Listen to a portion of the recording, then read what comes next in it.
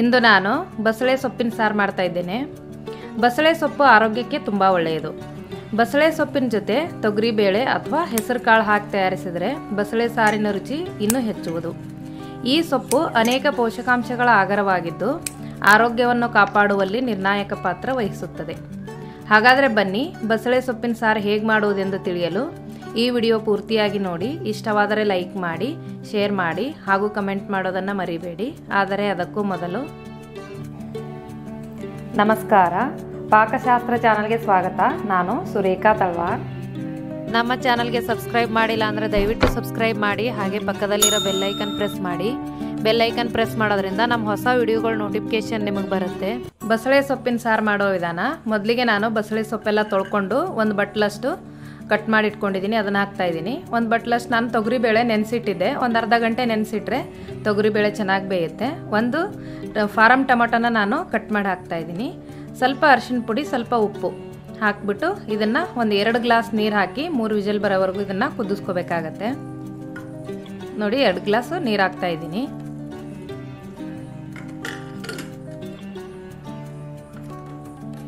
ಈಗ ನಾನು ಇದನ್ನು 3 ವಿಜಿಲ್ ಬರೋವರೆಗೂ ಇದನ್ನು ನಾನು ಕೂಗಿಸ್ಕೊತಾ ಇದ್ದೀನಿ. ಈಗ ಇದು ಬೇಯೋವರೆಗೂ ಒಂದು ಮಸಾಲೆ ರುಬ್ಕೊಂಡ್ಬಿಡೋಣ. ಒಂದು ಈರುಳ್ಳಿ, ಒಂದು 4ರಿಂದ 5 ಬೆಳ್ಳುಳ್ಳಿ ಹೆಸಳು, ಮತ್ತು ಸ್ವಲ್ಪ ಹುಣಸೆ ಹಣ್ಣು, ಕಾಯಿ ತುರಿ ಸ್ವಲ್ಪ, 1 ಟೇಬಲ್ ಸ್ಪೂನು ಧನಿಯಾ ಪುಡಿ, 1 ಟೇಬಲ್ ಸ್ಪೂನ್ ಅಚ್ಚ ಖಾರದ ಪುಡಿ, ಇದನ್ನೆಲ್ಲ ರುಬ್ಕೋಬೇಕು. ನಾನು ಸ್ವಲ್ಪ ನೀರು ಹಾಕಿ ನುಣ್ಣಗಾಗಿ ಈ ಥರ ರುಬ್ಕೊಂಡಿದ್ದೀನಿ. ನೋಡಿ ಈಗ ಬೇಳೆ ಕೂಡ ಬೆಂದಿದೆ. ಈಗ ನೋಡಿ, ಸ್ವಲ್ಪ ನೆನೆ ಇಡೋದ್ರಿಂದ ತುಂಬ ಬೇಗ ಚೆನ್ನಾಗಿ ಬೇಳೆ ಬೇಯುತ್ತೆ. ಇದನ್ನು ಸ್ವಲ್ಪ ಮುಗಿಸ್ಕೋಬೇಕು.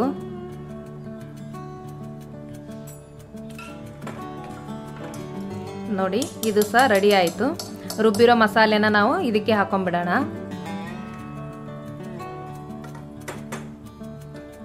ನಮಗೆ ಎಷ್ಟು ಸಾರು ಬೇಕೋ ಇದರಲ್ಲೇ ಮಾಡ್ಕೋಬೇಕು. ಇದು ಕುದೀತಿರ್ಬೇಕಾದ್ರೆ ಸ್ವಲ್ಪ ಒಗ್ಗರಣೆ ಹಾಕೋಬೇಕು. ನೋಡಿ, ನಾನು ಸ್ವಲ್ಪ ನೀರು ಕೂಡ ಹಾಕ್ತಾ ಇದ್ದೀನಿ.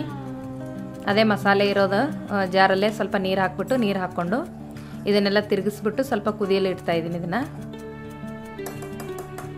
ನೋಡಿ, ಈಗ ಕುದೀತಾ ಇದೆ. ಇದಕ್ಕೆ ಒಗ್ಗರಣೆ ಹಾಕಬೇಕೀಗ. ಒಗ್ಗರಣೆಗೆ 1.5 ಟೇಬಲ್ ಸ್ಪೂನಷ್ಟು ನಾನು ಕುಕ್ಕಿಂಗ್ ಆಯಿಲ್ ತೊಗೊಂಡಿದ್ದೀನಿ.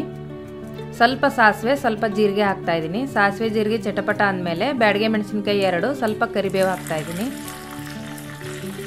ನೋಡಿ, ಈಗ ಸ್ಟವ್ ಆಫ್ ಮಾಡ್ಕೊಂಡಿದ್ದೀನಿ. ಈಗೇನು ಕುದಿಸೋದು ಬೇಡ. ಇದಕ್ಕೆ ಒಗ್ಗರಣೆ ಹಾಕಿದ್ಮೇಲೆ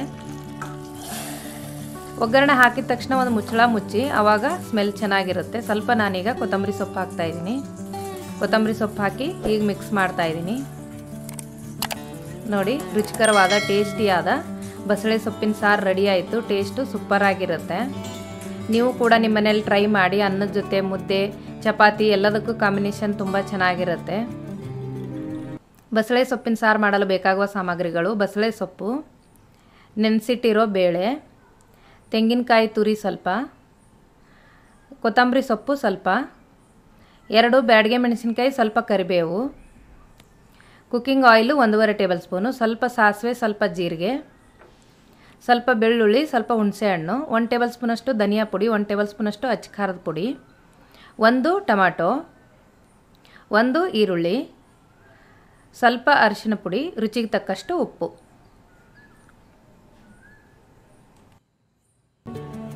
ಈ ವಿಡಿಯೋ ನಿಮಗೆ ಇಷ್ಟವಾದರೆ ಲೈಕ್ ಮಾಡಿ, ಶೇರ್ ಮಾಡಿ, ಸಬ್ಸ್ಕ್ರೈಬ್ ಮಾಡಿ, ಹಾಗೆ ಪಕ್ಕದಲ್ಲಿರೋ ಬೆಲ್ ಐಕನ್ ಪ್ರೆಸ್ ಮಾಡಿ. ಧನ್ಯವಾದಗಳು.